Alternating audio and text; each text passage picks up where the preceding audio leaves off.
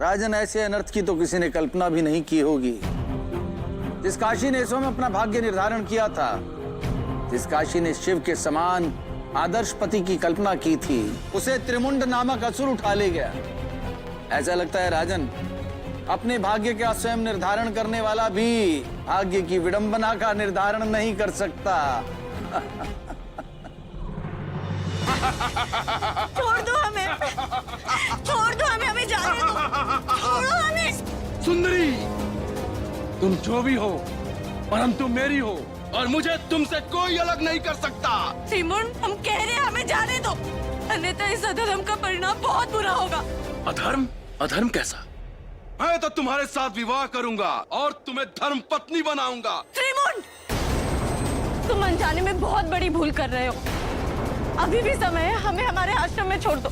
यदि हमारे पिताश्री को पता चल गया कि तुमने हमारा हरण किया है, तो तुम्हारा अंत निश्चित है।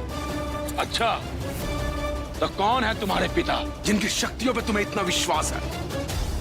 कौन है तुम्हारे पिता, बताओ। हमारे पिता कोई और नहीं, अपितु साक्षात महाकाल है। भूलवश तुमने किसी और की नहीं, शिव और पार्वती की पुत्री काशी का हरण किया है, दुष्ट। काशी संपूर्ण संसार जानता है कि महादेव की कोई पुत्री नहीं है। ये तुम्हारी अज्ञानता है त्रिमुंड, क्योंकि माता पार्वती ने हमें कल्प वृक्ष से उत्पन्न किया है। हम उन्हीं की पुत्री हैं। तुम्हारा भय हम समझ सकते हैं और अभी भी समय है। हमसे क्षमा मांगकर हमें हमारे आश्रम में वापस छोड़ दो और हम तुम्हें वचन देते हैं कि तुम्हारा कोई अहित नहीं होगा। काशी, तुम शिव की पुत्री हो, इससे मुझे कोई भय नहीं। अभी तुम्हें प्रसन्न हूँ, किंतु तुम्हें इस बात का ज्ञात होना चाहिए कि जो तुम्हारा होने वाला पति है, वो तुम्हारे पिता से अत्यधिक सर्वशक्तिशाली है।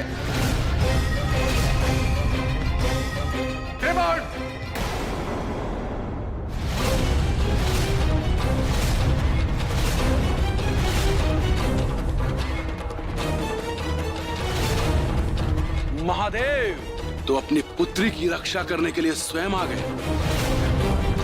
पिताश्री, पिताश्री, इस व्यभिचारी दुष्ट से हमारी रक्षा कीजिए। ये दुष्ट हमारी इच्छा के विरुद्ध जाकर हमसे विवाह करना चाहता है। निश्चिंत रहो पुत्री, तुम्हारे पिता के रहते तुम्हारा कोई अहित नहीं कर सकता। महादेव, अच्छा हुआ जो स्वयं आप आ गए। अब मैं स्वयं आपकी पुत्री का हाथ आपसे मांग सकता हूँ। तुमने मेरी पुत्री का निर्णय सुन लिया है। अगर जीवित रहना चाहते हो तो छोड़ दो उसे।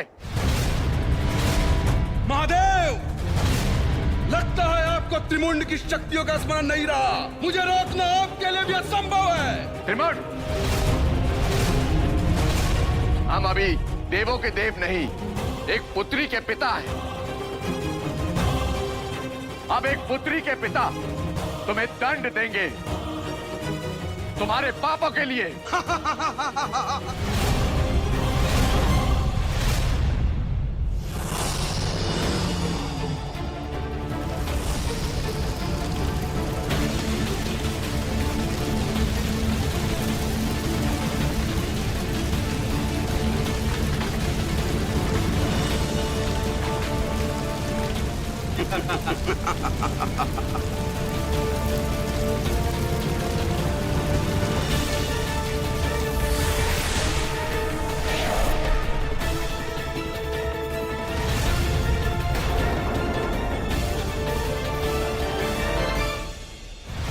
एक पुत्री के पिता से निसहाय इस संसार में मनुष्य कोई नहीं, और ना आज तक कोई पिता अपनी पुत्री की रक्षा कर पाया है, और ना ही आप अपनी पुत्री की रक्षा कर पाएंगे। महादेव,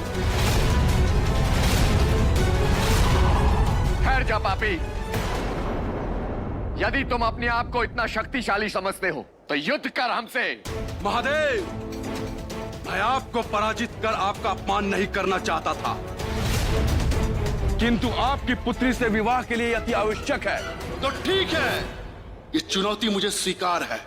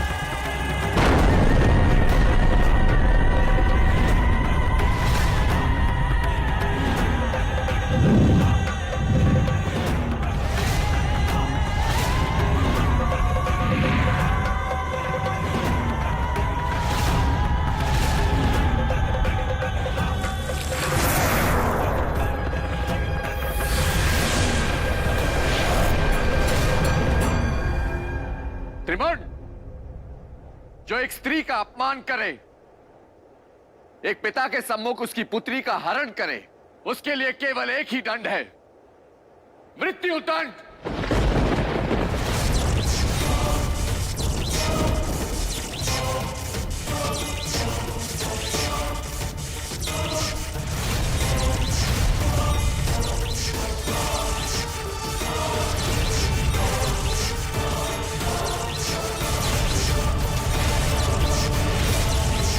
ये कैसी शक्ति है जो हमें इसका वध करने से रोक रही है?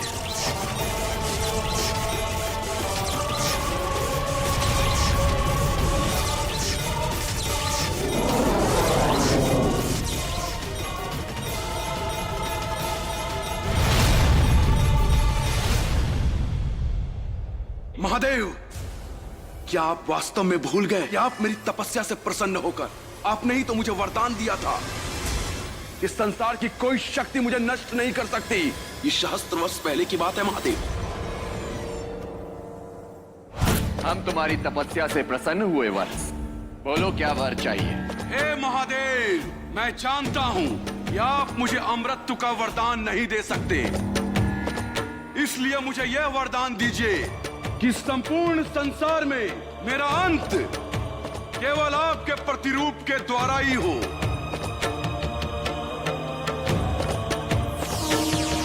तथास्तु।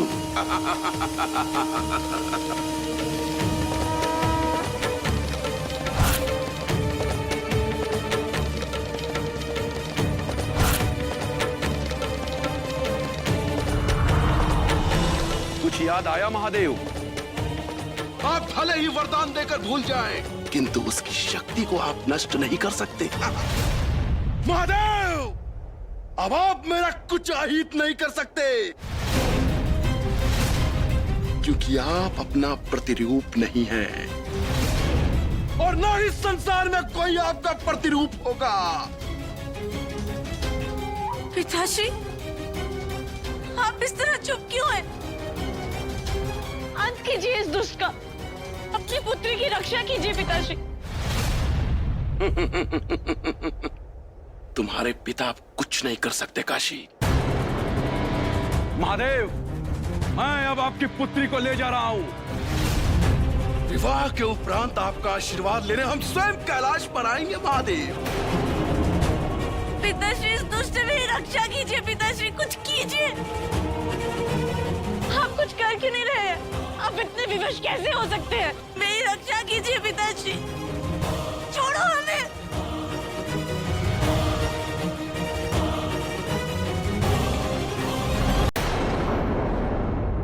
छोड़ो हमें। अधर्म से डरो त्रिमुंड, तुम इस तरह बलपूर्वक हमसे विवाह नहीं कर सकते। हमारा विवाह उसी से होगा जिसे हमने अपनी कल्पनाओं में रचा है। काशी, तुम्हारी ये कल्पना और तुम्हारे आत्म बल से भी सर्वशक्तिशाली है त्रिमुंड का बल। आज मैं तुमसे विवाह करके यह सिद्ध कर दूंगा कि तुम्हारा विवाह मुझसे ही होना नियत था। छोड़ो हमें दुष्ट। काशी, ये त्रिमुंड का संसार है, तुम यहां से बचकर कहीं नहीं जा सकती।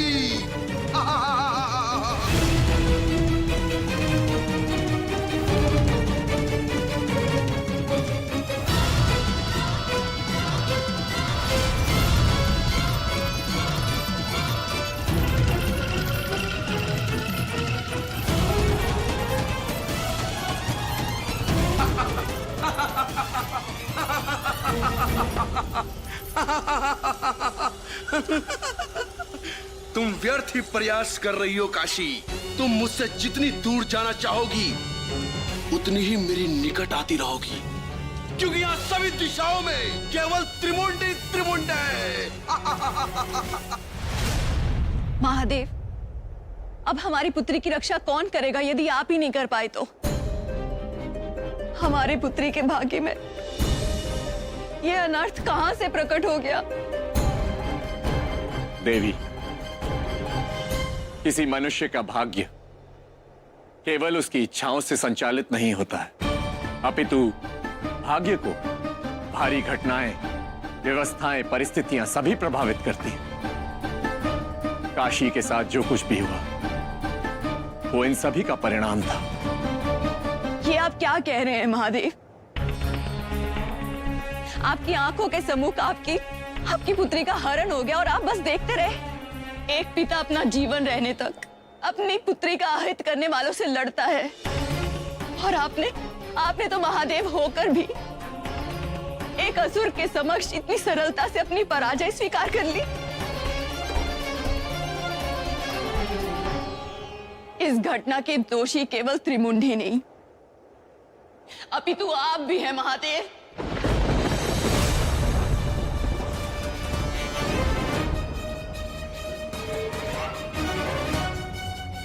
देवी, आप सत्य कह रही हैं। हम सचमुच विवश थे, क्योंकि त्रिमुंड को हमने ही वरदान दिया था कि उसका अंत केवल हमारा प्रतिरूप कर सकता है। हमें सचमुच दुख है देवी कि हम अपनी पुत्री की रक्षा नहीं कर पाए, परंतु इस घटना में उतनी ही दोषी आप भी हैं। ये आप हम पे कैसा आरोप लगा रहे हैं महादेव? भला इसमें हमारा क्या दोष? हमने आपसे पहले ही कहा था ना, जो भाग्य में नहीं है उसकी इच्छा नहीं करनी चाहिए। हमने आपको सावधान किया था कि कल्प वृक्ष के माध्यम से पूर्ण की गई इच्छाएं भविष्य में संकट का रूप ले सकती है। ध्यान से सोचिए देवी, इस संकट का जन्म कल्प वृक्ष के बीज से ही हुआ है।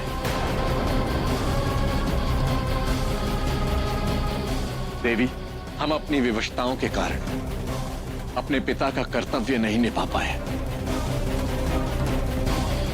परंतु आपने अपने हठ के कारण अपनी पुत्री का जीवन संकट में डाल दिया। महादेव, हमसे अज्ञानतावश जो भूल हुई है,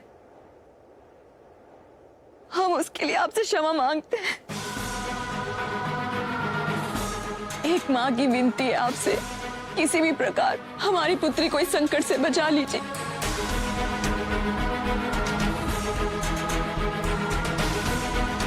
अब इस संकट का केवल एक ही मार्ग है,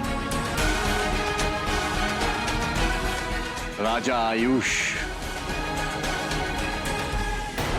छोड़ो मुझे। नारायण नारायण। देव ऋषि नारद आप और त्रिमुंड के लोक में? नारायण नारायण। मैं तो संपूर्ण जगत में विचरण करता रहता हूँ त्रिमुंड।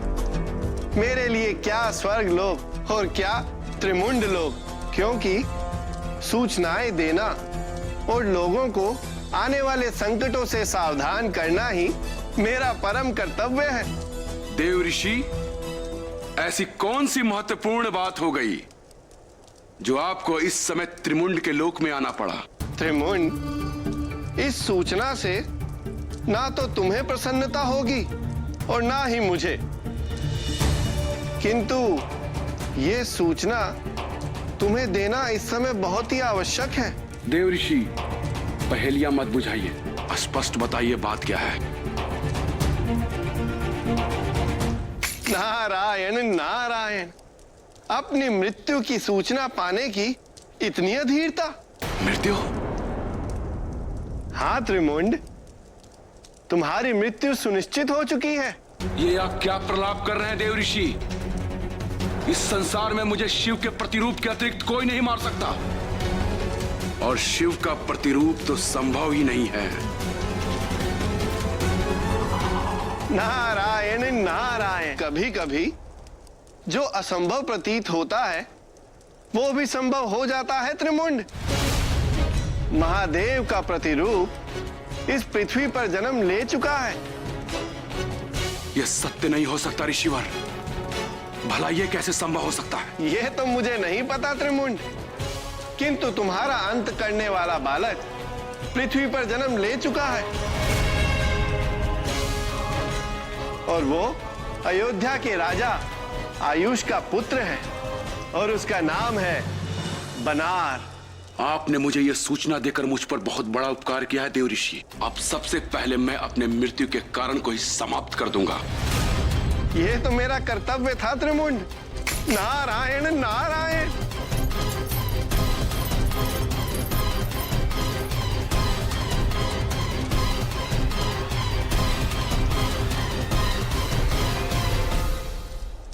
देव ऋषि, आपने सही समय पर आकर हमारी रक्षा की।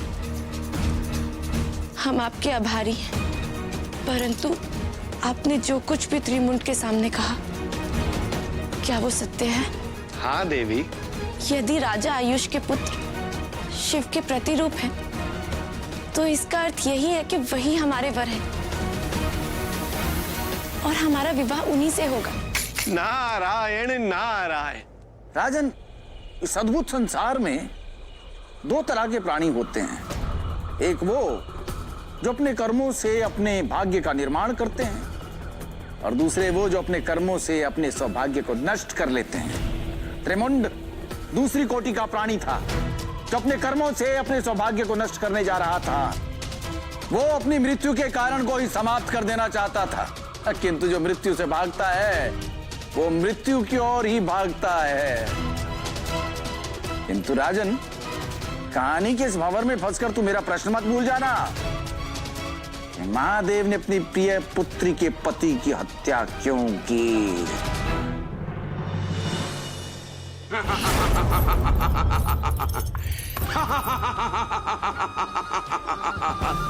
अच्छा, तो मेरा काल यहाँ छुपा है, तो मैं भी देखता हूँ कि उसे मुझसे कौन बचाता है।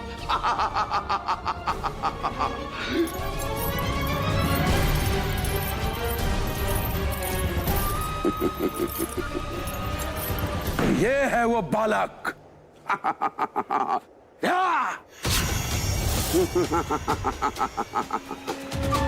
शिव का प्रतिरूप, उनका आशीर्वाद।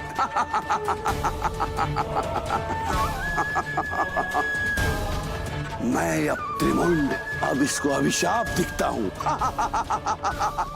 त्रिमुंड, जब तक एक पिता जीवित है, उसके पुत्र को कोई विपत्ति छू भी नहीं सकती।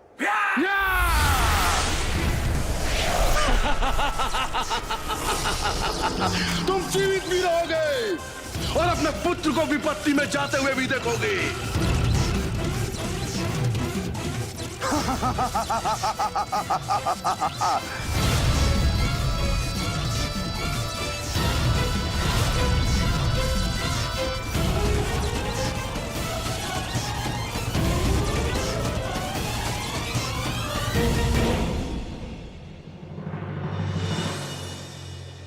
महादेव, इससे पहले कि त्रिमुंड को इस वास्तविकता का पता चले, आपको कुछ करना होगा। देवी, आप केवल भृगु ऋषि ही हमारी सहायता कर सकते हैं।